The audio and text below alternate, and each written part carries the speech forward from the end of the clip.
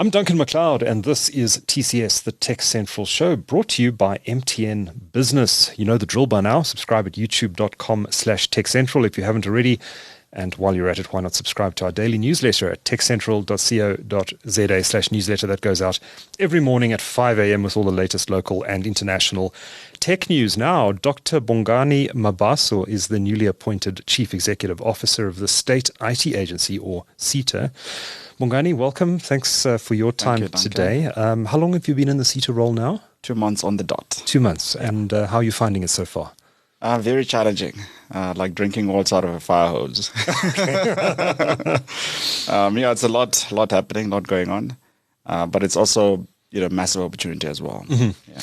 You've been poached from the private sector. You were at Standard Bank in a CIO role for a number of years, and before that, I think you were in a senior engineering role, if I'm not mistaken. Correct. At Transnet. Yeah. What possessed you to go from a lucrative career in banking into the public sector, where we know there's a lot of dysfunction? Yeah, craziness. Look, I still ask myself that question. I think it's one of those things where I probably said no 30 times in my mind, right? And to various people. But Sita used the headhunting agency to identify the right people. Mm-hmm. And I was one of the people they identified. I think it's just one of those things where you go, if not me, then who? Yeah. I think we need to start to get, the right people, qualified people in the right positions. So although I said no 30 times, eventually I said yes, just because of the country call. Right. Your public duty in a way. Exactly. All right. Well, I hope it doesn't give you too many grey hairs. You're the first permanently appointed CEO at Sita since Setumo Mohapi held the role, and that he left the organization about 5 years ago, if I'm not mistaken. Correct. Why has it taken so long to find a permanent replacement for Dr. Mohapi? I wish I knew the answer. I don't know. Okay. I think it's, Sita has undergone administration, and then it's had various people acting and the like. Yes. And then it's also had changes in minister as well. So I think changes in the organization as well as changes in the department haven't helped. Yes. In terms of stabilizing it.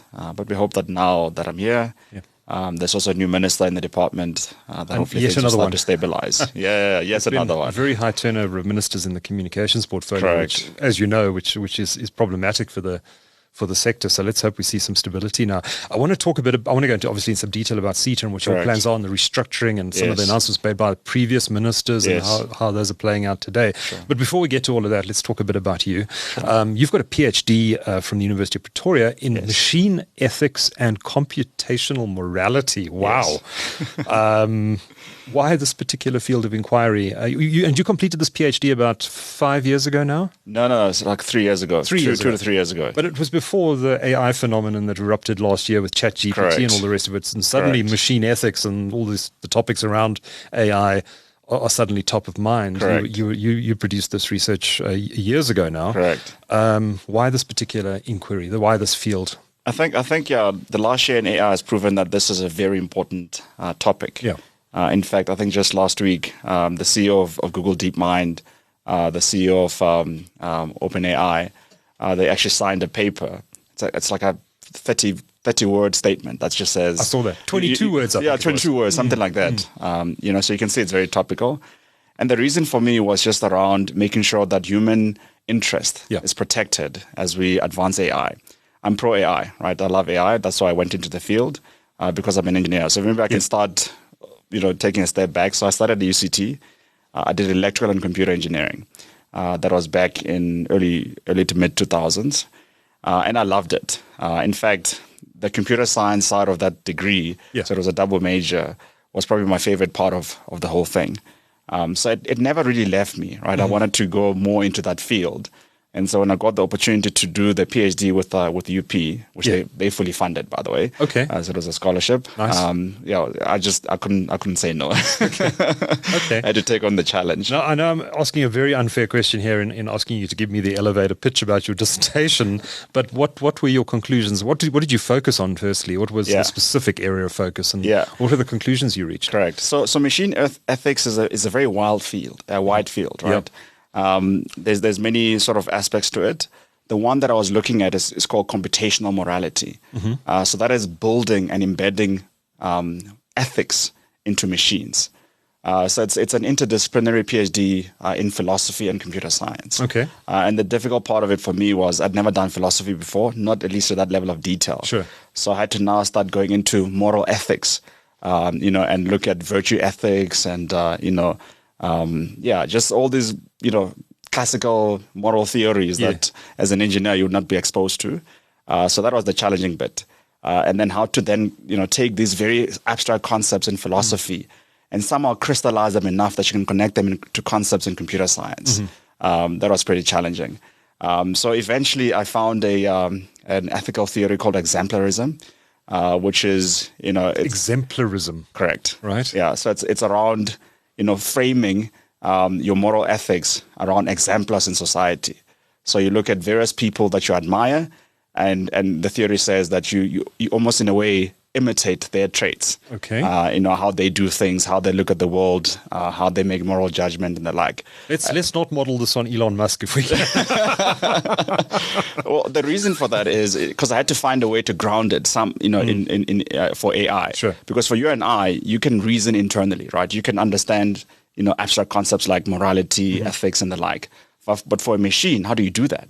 So you had to model it against something else. So that's why I found that theory very useful for AI, because I could say, well, here's 10 examples of people that we want to, you to be modeled against. So if you think about doctors, here are the 10 best doctors. If you think about engineers, here are the 10 best engineers that are ethical and the like. Now you learn to do like them. Okay. So you almost ground it indirectly as opposed to, it understanding those concepts, intrinsically, which is not possible right now. Sure. Yeah.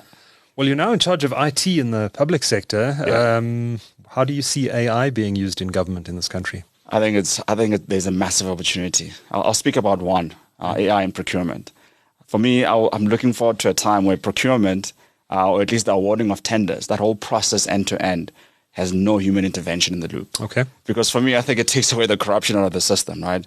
Yes, you might not be able to say every single step of the chain does not have somebody looking at it for consistency. But if 90% of it, for example, would be automated, I think it would just be fast, more secure, make sure that the right people get the right, outcomes. So I'm looking forward to that. So I think the procurement space is probably the next thing that's going to have massive transformation. Is that practical though? I mean, a lot of suppliers will be watching and listening to this interview. Yes. And wondering, if you were to apply these rules in tendering within Sita, how possible is it? I mean, AI still seems to be in fairly early days, and we're looking at generative AI and more advanced forms of AI at this stage.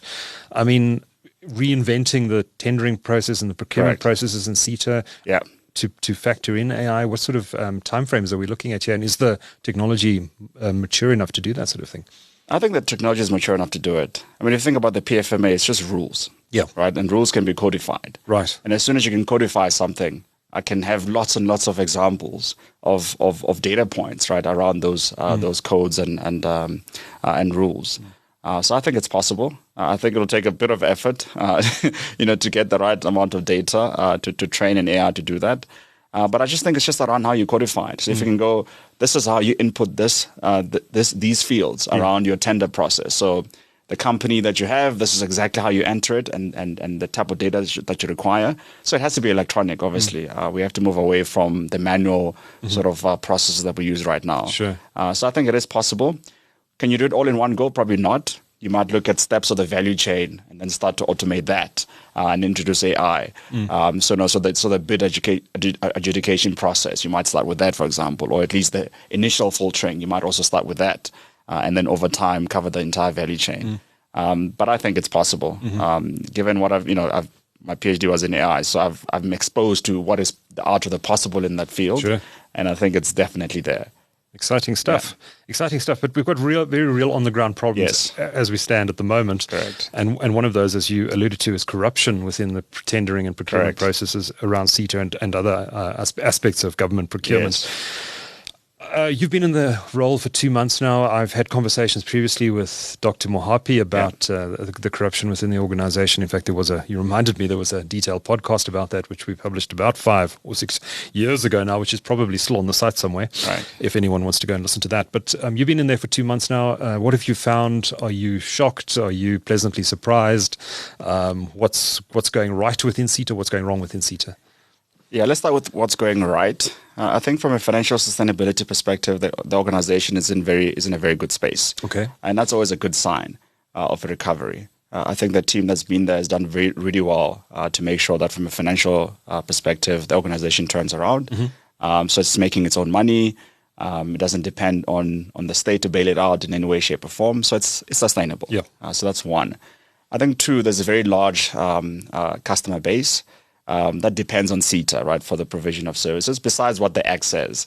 But, I've met with probably, 12 DGs and maybe 3 or 5 CEOs of agencies and other SOEs that have services that they consume from Sita. And you can tell, they'll complain for half an hour around service delivery issues and the like.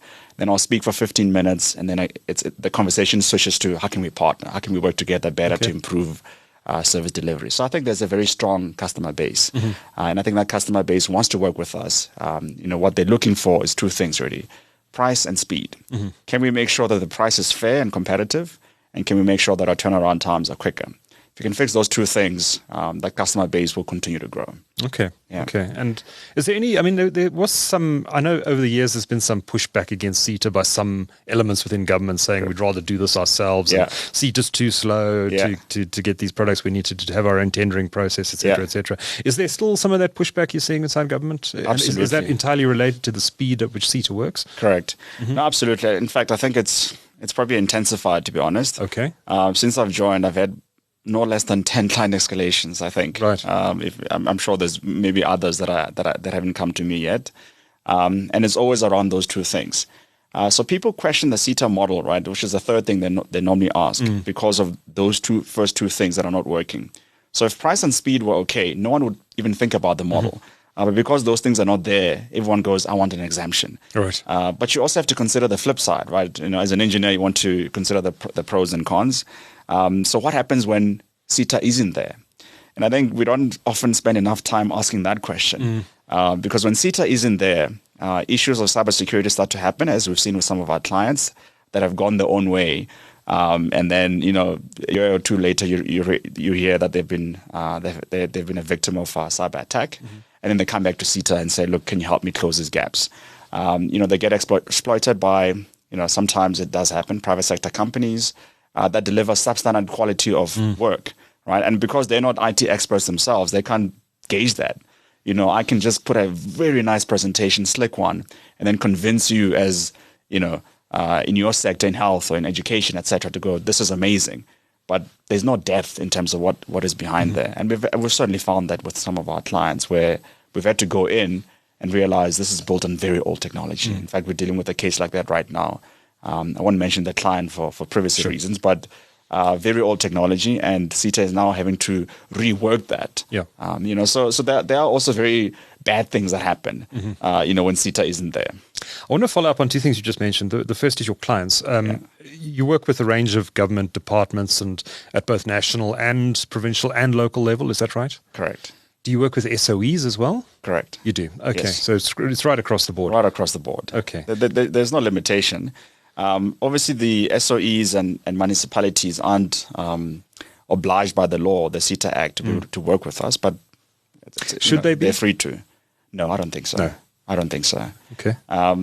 Look, I think in any case, Sita can't do everything.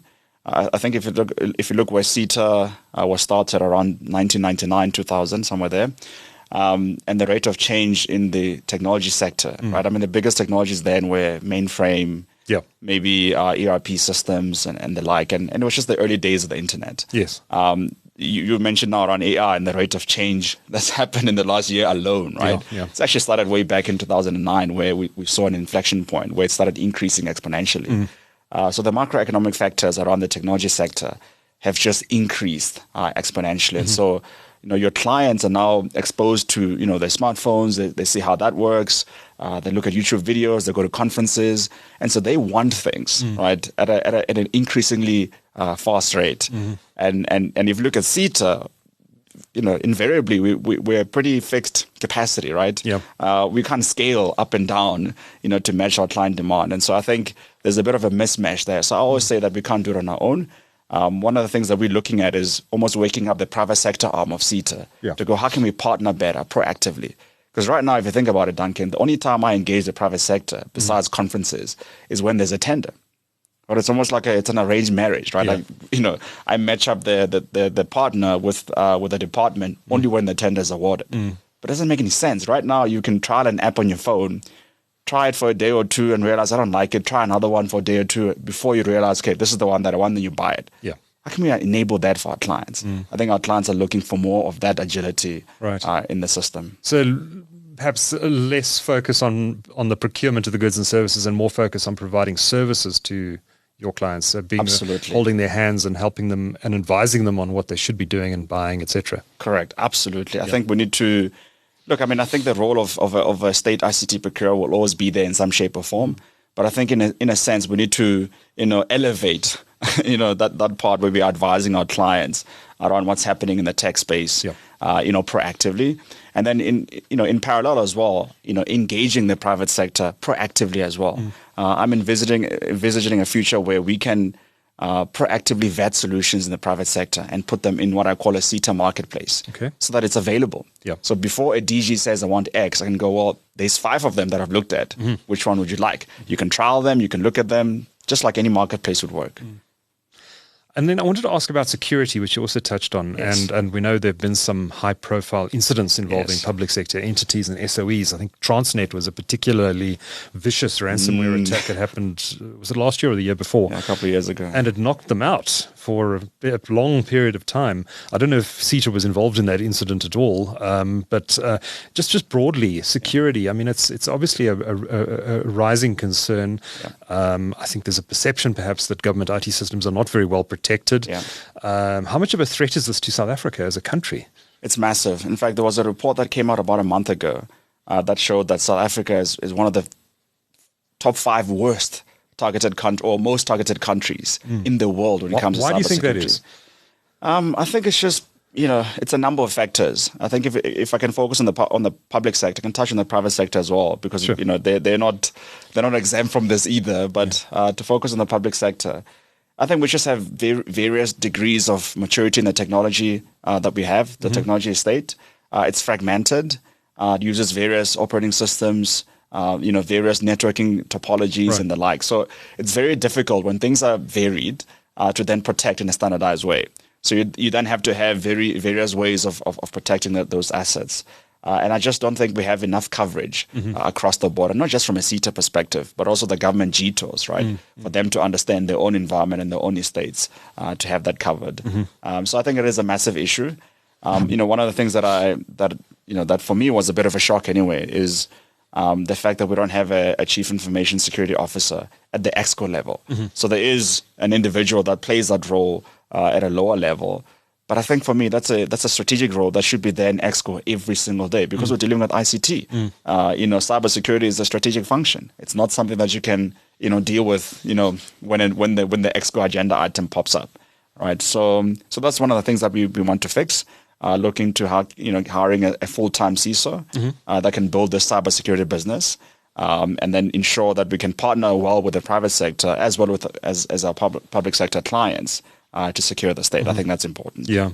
I mean, do you become proactive on that? Do you go out to each government department and say, we'd like to do an audit of your systems to check that you're actually up to date, your software isn't vulnerable to attack, et cetera, et cetera? Is that practically possible? Yes, it is. So it's actually part of our performance, our APP this year. Okay. I think the number is 100. I might have to verify that government department sites where we want to go do exactly that, an audit.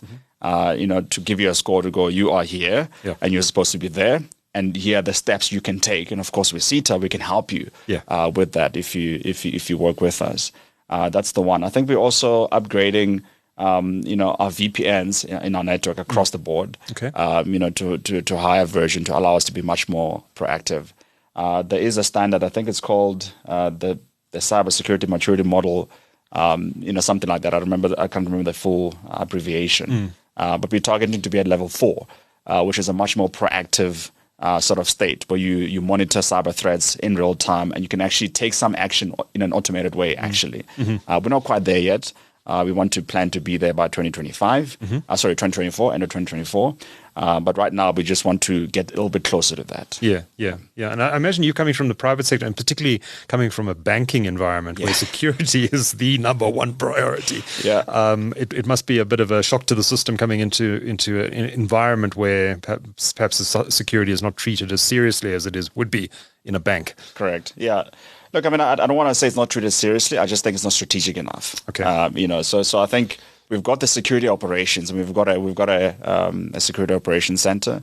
But I think for me, cybersecurity is a strategic function. Because now the prevalence of AI, right? Because it touches everything. There's AI now in security, and how you deployed that to do live threat detection, right? And stopping some of those attacks automatically. Okay.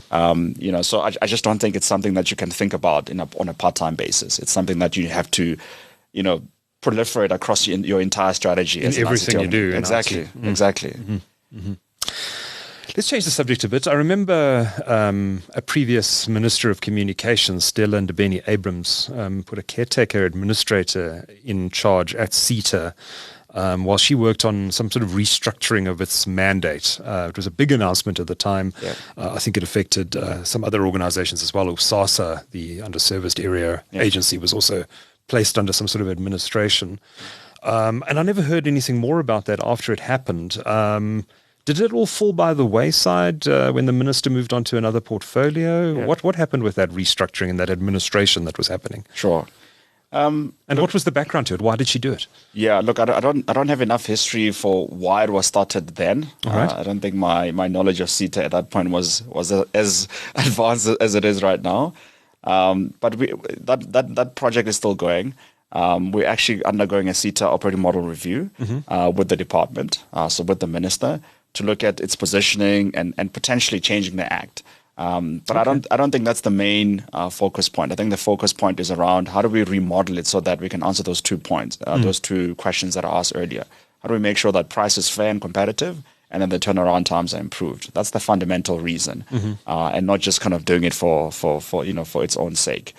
So there is a project that we're doing right now. In fact, just in our board meeting yesterday, I presented the first sort of view of that operating model and what it looks like, and how we can grow Sita and the like, and not just have a public sector business, but also look at how we can partner more effectively with the private sector.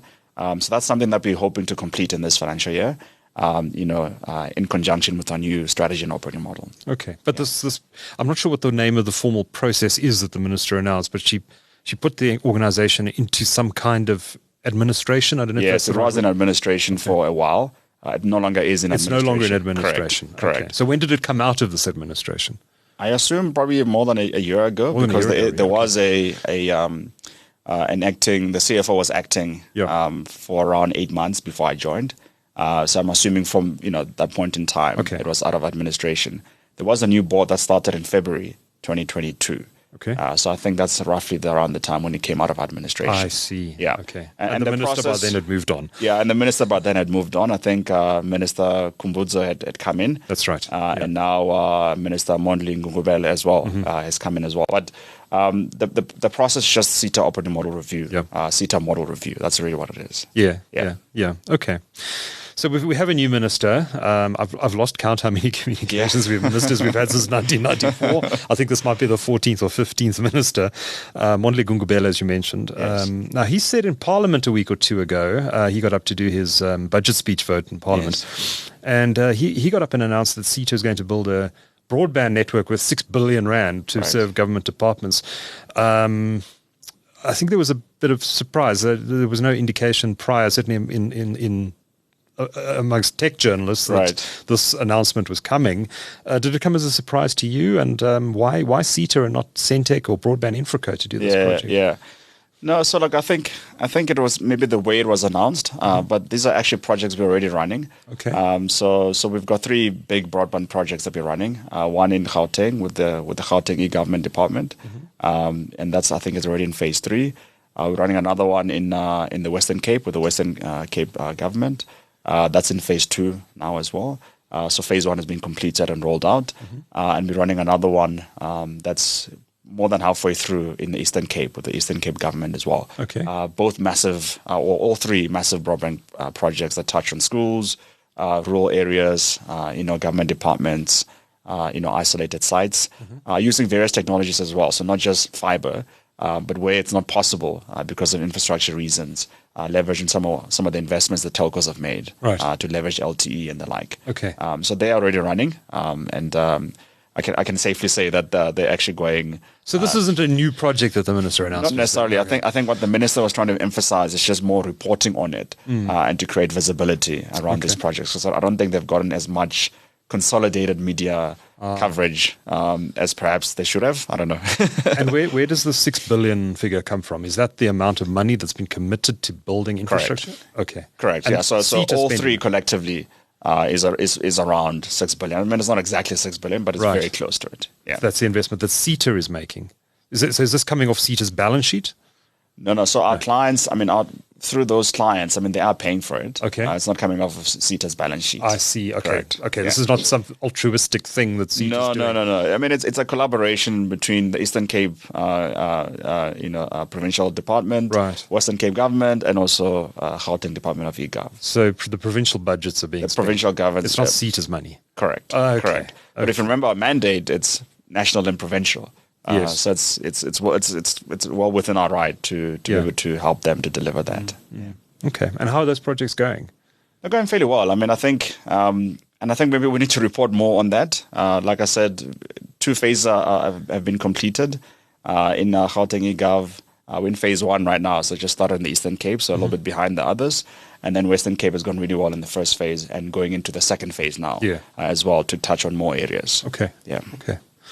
What about skills? We know that there's a shortage of skills in IT, and specifically in certain areas like security and others. And the private sector finds it challenging to find some of the skills it needs, particularly in security. It must be it must be doubly difficult in the public sector to get the skills you need. How much of a challenge is that for Sita? It's a massive challenge. And I think, our CEO at Standard Bank, when I was at CIB, used to say that any organization is about, if you can do those 2 things well, you'll be successful. One is treat your clients right and make sure that you deliver to them, and then 2, treat your people right and make sure that they're happy and paid well and the like. Because if they're happy and paid well, they'll make sure your clients are delivered to and taken care of and the like. But if you can't find the right people that are properly trained to be able to do that, it's got a knock-on effect on your clients because you can't deliver quality work to your clients. So it's been a massive challenge, I must admit. Even at an exco level, we've tried now to hire a CTO. I've had 3 rounds of interviews with no results. Really? We couldn't identify an individual. Wow. People pull out of the process because the perception of going to work in the public sector, it's not something that's attractive. And maybe this podcast helps some people reconsider that because we need the best people. Yeah. I can tell you now, Sita needs the best of the best people to make it work. Because we it's sitting at such a fundamental, midpoint, I call it, in the ICT sector, where it's between the private sector and the public sector, right? Because we're almost a facilitator of exchange of goods and services between the public and private sector. And increasingly, we want to be a facilitator of the exchange of information as well between the private and public sector. And so I think we can facilitate growth in this sector in a massive way and start to export IP from this country to other countries. But for that to happen, people need to be willing to come and say, hey, I want to be part of that transformation, part of that change to grow the ICT sector, and not just think the best jobs are in the private sector. Look, it took a lot of convincing for me as well to join Sita. So it's not I don't necessarily blame anyone for thinking twice. I think anyone should think about it twice. But I'm hoping that, from what I'm saying, people are sort of taking pause and going, maybe it is possible. Maybe it is possible to go work at Sita. I can be qualified, know what I'm talking about, and go work there and make a difference. Tell me a bit about your plan for Sita, your strategic plan. You've got a lot on your plate. What are your top priorities? How do you fix the problems that you've identified, and then how do you measure that success and ensure that it's for the long term and when you eventually move on, that the changes you've made don't just get swept under the carpet. Right. Yeah. That's a challenging question. I've actually answered it a little bit in what I was saying now, but I'll come back to it. I think the first thing is just to stabilize, in terms of service delivery. We've got a massive backlog in our procurement system. Okay. Tenders that haven't been awarded for 2 years. I mean, that type of stuff is not... 2 years? Yeah, 2 years. I mean, it's not acceptable. Yeah. So we have to turn that around, and we are working, with the executives to try and turn that situation around. I think that's very important. And then 2, we're bringing in the role of COO. And the role of CEO will be focused solely on delivery. So a new role? It's a new role. It used to be there in the inception of Sita, but over time and different strategies, it got moved out. But I think for me, the impact of not having a COO is very visible. The handoffs between various departments is not great. It's quite typical for a client to phone and get told, well, actually, you need to talk to this department and not that department, etc. We do have a very excellent client interface, I must add, in our national and regional consulting structure. But they are just looking at the client. They're the voice of the client. Once the order is signed, the delivery engine need to step up and deliver.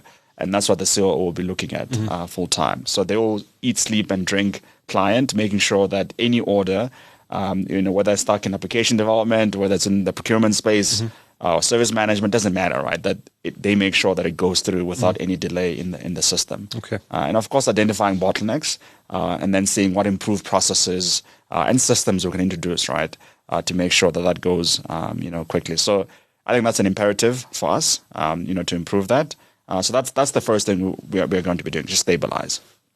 The second thing that we're going to be doing is then looking at building an ecosystem around Sita that can stimulate growth in the ICT sector. And maybe just to go into a little bit more detail around that, we're quite proactive right now. The rate of, change of requests that are coming from our clients, are just way higher than the capacity that we have. In fact, I think we have around R1 billion in orders that we never execute every year. You never execute? Yeah, wow. Just because of that fixed capacity. And so for us, it's around how can we then partner more proactively with both our clients and the private sector in a much more ecosystem sort of way, so that we can, match up problems to solutions, in a much more seamless way. And this is talking to smart contracting, talking to marketplaces, talking to us, looking at various trends within our client base, looking at trends in our supplier base, and pre-vetting solutions and making them available. I think that's quite important, so that you can allow our clients to be able to try before they buy, to be much more innovative. And allow Sita to just play its role, which is to facilitate within bounds. I always use the anecdote of SARS to go, if you want to buy your loaf of bread, you can go buy it at Spaza shop, you can buy it at your local Woolies or Spar or wherever you want to buy it. But if you look at your receipt right at the bottom, it's going to say 15% VAT, which is Spar, right? Without having to, they don't tell you where to go buy, your bread. And I'm asking myself, what does that look like for Sita to go allow that exchange to happen seamlessly in an enhanced and automated way? But when you look at the bottom, it says 15% Sita, which is your cybersecurity, your hosting, and the like. But you allow the functional things to happen in a much more quicker way than we allow it right now. Does there need to be a change in culture at Sita? Is the organization geared to be a service delivery organization? And if it does need to change its culture from that perspective, how do you do that? Yes, it does need to change its culture. There is a culture. And look, I must admit, one thing that I've been very impressed by is when I've engaged, and not so much with the ExCo. I think the ExCo, you will always get what an ExCo will give you. But when you go to the levels lower down, speak to the project managers, the application development guys, etc., and you hear the real issues, and they'll tell you for half an hour what all the issues are and how this has gone wrong and the like. But after the half an hour, they give you an hour of solutions, right? They tell you how to fix everything. So people have that, almost like latent ability, latent knowledge, but they're just afraid to come forth with it because of being suppressed, maybe a culture of fear, just a toxic environment that maybe doesn't recognize and promote, good ideas. So I think for me, one of the first things that we have to do is just free up the human spirit within Sita. Bring back that creativity. And I think in a highly governed environment where corruption and state capture and all of these things are always there, it's always a very fine balance, to try and do that. But we've just tried to do that by just being much more open. My office, for example, in the last 2 months that I've started has been almost a revolving door of people coming in and out, because I want to learn from you and I want you to hear what I'm thinking as well, so you can take that back into the organization. That's one. The second thing is just around client centricity. And I think we're probably going to need some formal, engagement programs right from the top in the organization all the way to, the person that works, at the desk, to entrench client centricity, not just on a plaque on a wall, but in how we think, how do you drive that through the organization, though? I mean, it obviously needs to come from you and be driven down through the organization. But how do you go about doing that in an organization that's probably quite set in its ways and has been doing it the same way for decades? You're coming in, you're saying this culture needs a bit of a shake-up. We need to be more focused on our clients, etc. But people are used to doing things in a certain way. How do you? I mean, change is uncomfortable for people, no, it's very and they tend to resist it. How do you go into an organization as the new guy and say, guys, we haven't been doing it quite the right way. This is how we're going to do it now. How do you get people to start to think in that way? I think you do it by example. I mean, I love people. I love engaging with people. You do it by example, and you create believers. I mean, there's a theory that says it only takes about 15% of people to believe something, and that will start to, almost be a snowball effect across the whole organization. So it's about targeting the right people and having almost pioneers in the right spaces across the organization, which is why, I mean, one of the things that I said when I first joined is, I would hope to meet every single one of the employees. I know it's probably not physically possible, but it's because you want to try and create those believers everywhere across the organization, because they will carry that torch going forward. So I always say it's by example. So the example is we've delivered to clients. Can we celebrate that team that has done that very well? The example is how I interact and with clients and employees, right? And hopefully that will be something that can proliferate. Of course, there's structured programs you can follow around that, but ultimately it's by example. That's how we hope to do it anyway. Last topic I want to chat to you about, and I apologize, not the most positive topic, but it is a reality in South Africa right now, and that's load shedding. You're an IT organization that services government. It must impact you quite severely. What has the impact of load shedding been on Sita, and how are you mitigating it?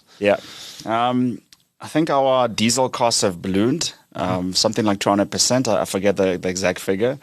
Since there's this latest bout of... That's to run data centers, your offices? To run data centers, switching centers for our networks, our offices, various offices across the country. So it's been a massive impact. I must say the team has done really well to make sure that, we've got the right infrastructure to mitigate against load shedding.